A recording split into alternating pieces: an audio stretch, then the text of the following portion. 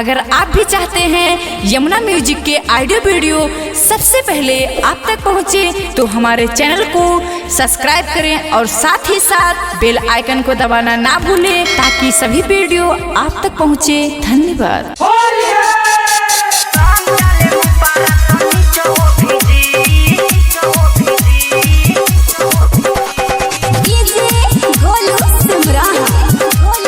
माँ Vaishno recording studio Delhi.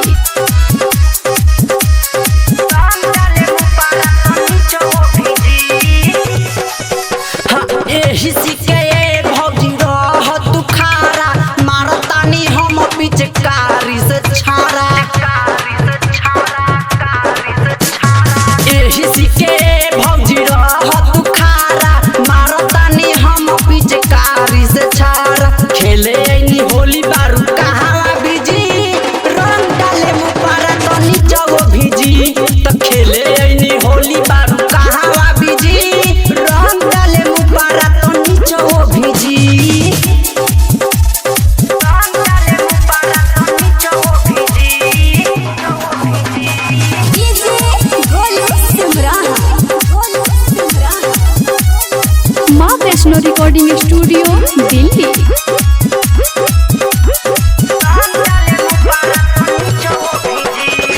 पिछला बेरी टोलले रही ऊपर झापर रंगवा, अब की होली में भीजीता हर गतर गतर रंगवा।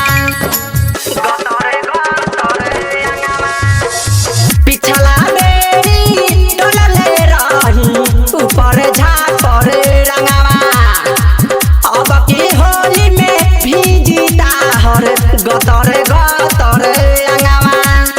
देह होई गिल ताहर हो भिजी, रंग डाले मुँह पारा तो नीचो भिजी। खेले आईनी होली बारू कहाँ बिजी, रंग डाले मुँह पारा तो नीचो भिजी।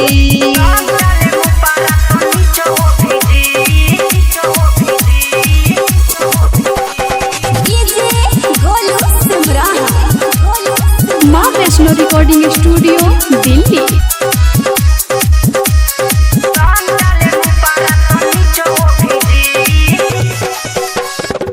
पिंटू प्यारा बड़े बउराइल होली में पी के दारू, खलका में रंग हल्का डली है पहचनाई डर थारू।